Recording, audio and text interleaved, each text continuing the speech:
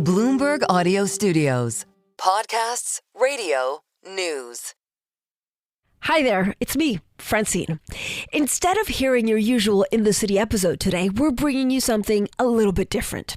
For the last few months, our Bloomberg colleagues, Merryn Somerset Webb and John Stepek from the Merryn Talks Your Money podcast, have been working on a personal finance miniseries focused on the UK housing market.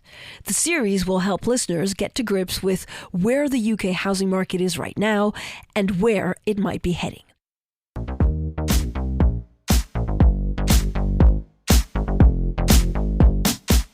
Welcome to Merryn Talks Your Money, the personal finance edition of Merryn Talks Money. In these bonus podcasts, we talk about the best strategies for making the most of your money. I'm Merryn Somerset Webb, Bloomberg UK Wealth Editor-at-Large, and with me, senior reporter and author of the award-winning newsletter Money Distilled, John Stepek. Hi, John. Hi, Merryn. Special day, right? We're about to do something we don't normally do, a mini-series. And this one is going to be on the one thing, apart from gold and Bitcoin, that our listeners really, really care about. Yep, it's housing. Hooray! I know. And every week we're going to look at a different topic. We're going to cover everything you need to know from what the market looks like at the moment, how we expect it to look, or rather how other people expect it to look, and everything you need to know about how to get on that ladder. Yeah, that's right. We're really excited about this, assuming we can handle the commitment to planning ahead that far for an entire series. John! I'm just saying. I'm a planner, I can plan. Anyway, we have to plan because it's a whole series and we're going to cover every single topic that you need to know about when it comes to looking for a house in the UK, looking at the UK property market and figuring out how to deal with it. And we're going to start with the most important episode, one that talks about the market as a whole, where it is right now and how to look at it. And in the next couple of weeks, we're going to cover everything from how to get a mortgage broker, whether you should have a mortgage broker, whether you need a buying agency. Probably, spoiler alert, you do. Shared ownership, is it worth it? You got a spoiler alert on that one, John? It's not. It's not. Who could have guessed? Is buying a new property always a mistake? Again, maybe no spoiler alert there. Freehold versus leasehold, which is better? Why is it better? I think we all instinctively know the answer to that, but we will tell you about it in detail. And a couple more topics aside, so there is a lot. John is so excited about this. I just cannot wait. And I just want to say... Yes, you say it in that voice, but it's not true. You don't mean it. You really are interested. Every time more property numbers come out, you are always mad to write a column about property. You know it's going to be read by everybody, right? Yeah, I do love the clickbait. So on to the show. Today you're going to be hearing a conversation I had with Professor of Real Estate Yolande Barnes. Professor Barnes teaches at University College of London and is an expert in, as she puts it, thinking about things that people in the real estate industry aren't yet thinking about. We discuss why the enormous rise of house prices in the UK looks set to fade, so that'll be nice, why your first home should actually be your forever home, and why she thinks it's possible that quite soon the UK will not have too few homes, but too many homes. Heard it here first, right, John? She sounds great. Yeah, she is. I'm looking forward to hearing this one. Listen in. Yolande, thank you and welcome to this podcast. You are our first guest in our property series, so we really appreciate you coming in. It's a real pleasure to be here. It's an honour. Great. Well, we're going to try and cover a massive topic in a relatively short amount of time. So what I would love it if you could do for us, just as a starter, is give us a very general overview of what's happening in the UK residential property market at the moment. I mean, prices, as we know, have been relatively flat for quite a long time now. So it looks like the bubble at least is over. But there is no crash, obviously. There's lots of regional variation, lots of variation between different types of housing. But things are kind of flat. Is that fair? I think that's very fair. I actually say we've come to the end of the sort of late 20th century great inflation, which, of course, included asset price inflation. So by my reckoning, about half of the 600% or so growth that we've seen since the 1990s has been down simply to the reduction in interest rates, which means we're capitalising the value of housing at a lower rate than we did. And that's caused automatic house price inflation. So that's out of the system now. We can't rely on that. The housing market escalator isn't going up anymore. And the only way I think we're going to see values rise in housing is through genuine value add. There are market forces at play where basically a lot of people want a house and there's limited supply of that type of house. Okay, so we still have very high demand for housing in the UK, although we always say on this show we have to be careful to distinguish between genuine economic demand and stuff people want but can't afford, because that's a different thing altogether, right? Yeah, I mean, you could say demand for housing is almost infinite. I mean, the way I think of it is until everybody is living in a mansion, probably none of us are fully housed. But that's not real demand. That's not economic demand. That's stuff people want, which really doesn't have any impact on the market. Well, it has an impact on consumer markets, of course. If we were talking about a consumer good, we would be talking about demand for luxury goods or whatever. It's not quite a straight relationship between one household equals demand for one home. And actually, we've been occupying larger and larger homes over the years. When we're talking about supply, we've got to consider a strong qualitative element of that supply. Okay, so when you look out, let's say over the next decade, you would expect to see house prices flat-ish in nominal terms, possibly falling slightly in real terms. Is that fair? Yeah, I suppose in the long run, you would expect housing to pretty much follow inflation in other goods and services, which means no real growth. Yeah, and that's even though we're seeing fairly strong wage growth in the UK. So you might say that if wages grow more strongly than inflation over the next 10-year period, you could expect to see house prices rise along with wages as opposed to along with inflation. If demand exceeds supply, and with the big sort of emphasis on the quality of demand and the quality of supply, then you would expect to see house prices rise. However, I think there are big questions around both demand and supply going forward as well. I think that come next year, we're actually going to start to see a surplus in the market. This goes completely against a lot of the thinking that's sort of driving the supply side issues. But the plain fact is that we have been aging, but we've become aged. So the rate of death is going to go up and homes are going to be vacated through executor sales. At the same time, because of demographic changes and particularly fertility rates and so forth, the rate of household formation is going down. So through simple demographic effects, you've got simultaneously a rising number of homes being vacated by older people downsizing or becoming deceased. And at the same time, you've got still growing household numbers, but at a much lower rate than we've been used to in the past. And so the two lines are kind of moving away from each other. And in the middle, you get a surplus. Now, bear in mind that 90% of the market is supplied from second-hand stock. It's not supplied by the speculative house builders who are kind of a specialist niche building about 10% of stock in any one year. That means that the second-hand market has the biggest impact on prices. And speculative house builders are price takers, not price makers. So regardless of how much new stock we add, there is going to be much greater surplus of the stock that most people buy any given year. Interesting. And that sounds like if you're talking about that housing free up because of the older people dying, that suggests that the surplus will be at the higher end of the market, larger home, rural homes, etc., as opposed to, say, the two-bedroom flat end of the market. Absolutely. It will tend to be what you might call street properties, the single-family homes, rather than the multifamily housing. So, Yolande, here I am. I'm coming to you. I'm a young person, well, youngish, and maybe I've got a small family. Maybe I'm married and I've got 2 kids. What do you recommend I buy? What do you recommend I do in a market like this? I mean, maybe I should just rent.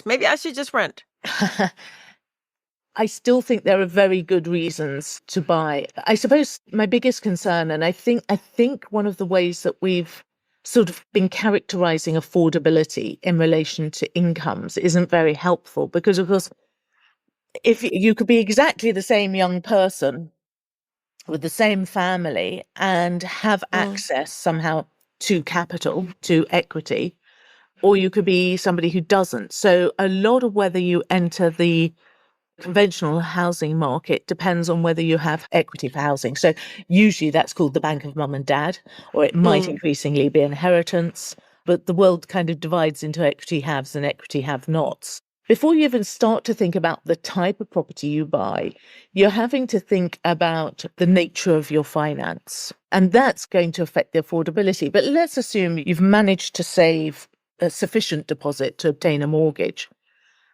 I think the first tip is to think very carefully about all those other costs of what you're buying, and that you can not only afford the mortgage, but you can also afford the energy costs and the maintenance and upkeep. I suspect your mortgage supplier will increasingly be asking that question. One home is always going to be worth one home to you.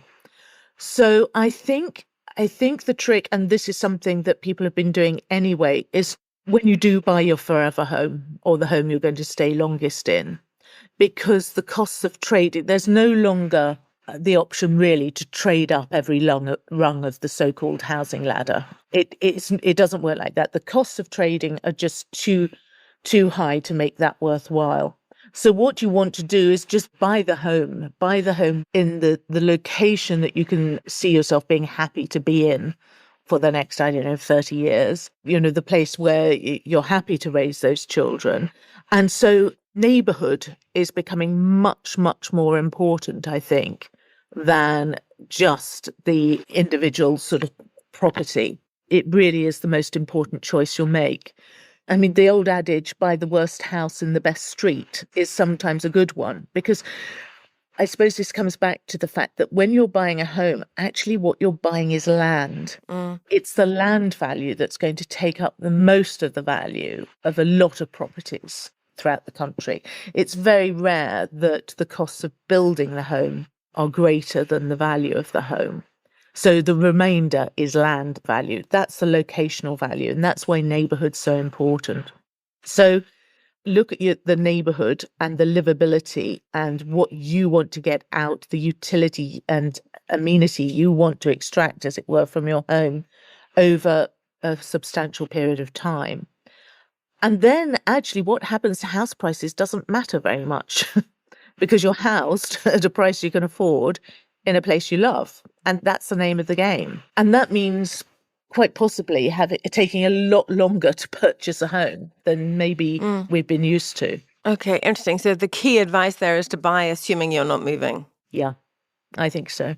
Do you see divisions in the market, i.e. regional divisions between London, where prices have in certain segments of London have definitely been falling faster than in other areas? And we've seen some big problems in prime London, right, depending on how you view a problem, obviously. But prime London prices have been struggling and flat prices in London have been struggling. But there have been some areas in the north where we've seen quite impressive prices, right? So there's quite a lot of regional disparity in here as well. Yeah, I think this is what most analysts would call a late cycle play. This is exactly what you'd expect after the immense rises that we saw in London and the south after COVID. I think it's the north playing catch up. Okay. I was vaguely hoping you might tell us that it was excitement about the reindustrialisation of the UK and house prices moving in advance of a productivity boom in the Midlands and the North. But yeah, I'm going to keep hoping for that one. Area of expertise there. I'll keep hoping for that one. So from what you're saying, it rather suggests that the UK government's plan to build, which everyone knows that won't happen, but nonetheless it's a plan like it is for all governments. And actually that plan isn't strictly speaking necessary. It's not only not necessary, it could be quite damaging in certain respects. One of the things that I'm most conscious of is that actually the sort of fuel poverty or energy poverty of many households means that we could much more productively, I think, concentrate house building, as it were, or home building to the retrofit of homes to reduce energy costs. And quite simply, making existing homes better would supply the market. We don't necessarily have to build from scratch. And of course, it's a very expensive thing. You have problems of land supply if you're building completely new homes on barefield land. So we set ourselves a very, very difficult thing to do. And in particular, a very difficult thing to do given the paucity of sort of business models and economic models to actually deliver the housing. Britain is really, really odd amongst any, certainly European nation, in completely relying on speculative house builders to create new supply of housing. the rate of self-procurement, community build, self-build is much, much higher elsewhere. So there's much greater diversity of ways of getting yourself a home than buying off a house builder. And that's kind of a planning problem in the UK, isn't it? Pot planning, pot cultural. I don't think it's a planning problem so much as we need to create new industries. I mean, this is a growth story, in my view, that if you really want to expand the economy through construction, you need to actually create more ways of owning and stewarding and developing and maintaining and repairing land and buildings than we currently have.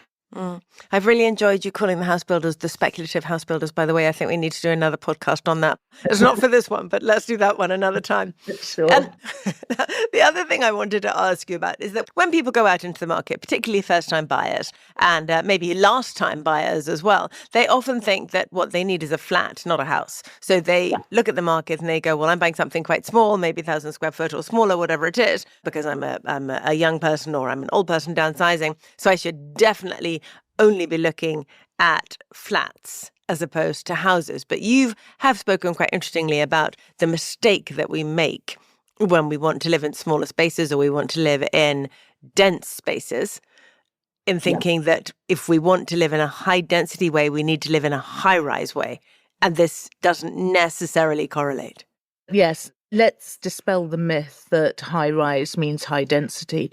You can get just as high density with mid-rise sort of townhouses or modern mansion blocks. You certainly don't have to go high rise to get density. And where we have built not only high rise buildings, but what I call massive buildings, big block flatted housing. So a mid-rise would be the mansion block. It's also a slim block, a street-based building that is not deep. Whereas because of peculiarities in planning laws and various other things, we have been building massive blocks, which may be, let's say, 10 stories high. So not high rise in the conventional sense of towers, but also very deep buildings with a lot of communal sort of distribution space internally. And that causes problems because the cost of maintenance and upkeep of those buildings is significantly higher. I mean, really, in some cases, problematically higher than simpler buildings on a street-based sort of grid. So the sort of things apartments that we've been building over the last 30 years or so are inherently more expensive to run. And Le Corbusier talked about towers being machines for living in. And these are expensive machines for living in. So apart from anything else, you might want, say, the lift and all that plant and machinery replaced after, say, 30 years. That's a very expensive undertaking. Even where you don't have those sorts of problems, you've got a lot of corridors and lobbies, communal spaces to heat, light, decorate and refurbish over time. Well, I was thinking earlier, Yolande, about windows. I was thinking about, let's look at this very simply. In a 2 or 3 story house, it's not that hard to clean the windows. Once you get above 4, 5, 6 stories, you're talking about proper scaffolding or men dangling from the roof, etc., etc. So pretty much everything becomes significantly more expensive. Yes. And if we built buildings with, say, these pod bathrooms that were craned into place as they were built, everyone got very excited about modern methods of construction. But what happens when that bathroom needs replacing? It becomes quite a difficult technical issue because you sure as heck aren't going to be able to get a crane up there to replace the pod. So I think there are all sorts of costs associated with some of the things that we've been built that will start to exacerbate that polarization that you started to talk about in the market, that between the simple terraced house or street property versus the 2-bedroom flat in the 12th floor of a big block. There's quite a world of difference in the sort of lifetime costs of running those two homes. Yeah, and we've heard a lot recently about people buying flats, leaseholds, and that's changing obviously with the new regulations, but the cost will remain the same. and seeing their service charges ratchet up over and over to levels that they certainly didn't expect when they bought. And it's kind of an interesting example of how these costs keep moving in directions people simply didn't expect because they didn't understand how much more expensive it is per square foot to maintain a whopping great building like this relative to a 3-bedroom terraced house. Yeah, I think we're going to see a lot of angst and problems starting to come up around service charges. And these service charges are, in some cases, artificially low right now because they haven't got what's called the sinking fund to pay for the future repair and maintenance and replacement of plant, for example. So they look reasonable and artificially low. They can only go up as time goes on. And of course, maybe people didn't mind paying a big service charge when the value of the home was rising by many times more than that service charge every year. Yeah. But I think if we're into a very low growth, or relatively low growth period for home prices, then you're really going to start noticing the cost of maintenance and upkeep and service charges. Yeah, and that should make a long-term difference to the value of the flats and the price at which they can sold, which presumably you can already see people getting instinctively because the prices of leasehold flats are lower than you might have expected a decade ago. Exactly. You're going to have to somehow capitalise your costs over the time you expect to occupy the home, and you're going to want to get that knocked off the capital value at the purchase. Simple as that. This is what I mean by the qualitative nature of supply. There's going to be these big sort of qualitative differences between the good homes and the expensive homes, expensive to run homes. I think we've covered the basics of the housing market, how it looks and how people should be looking at it at the moment. Is there anything you can think of that we've missed on that conversation? The housing market, I've often said, is not a single market. It's a series of sub-markets all behaving in different ways. So there are big sort of global influences like the reduction in interest rates, which has a really powerful effect. But what it means is that there are just so many caveats and conditions on what I've just said that it's very difficult to talk in general terms. But I think the main point is that we've got to get used to the 21st century being a different environment. I think the more we look back on it, the more we'll see the late 20th century as an abnormal period in history when, inflation and interest rates and growth and prices went crazy. And we're in for something quite different, I think, going forward. Yolande, thank you so much for joining us today. It's been a real pleasure. Thank you. Thanks for listening to this week's Merryn Talks Your Money. If you like our show, rate, review and subscribe wherever you listen to podcasts. Also be sure to follow me and John on X or Twitter at MerrynSW and John_Stepek. This episode was produced by Summer Sadi and Moses Andam. Sound design by Blake Maples. Special thanks to Professor Yolande Barnes.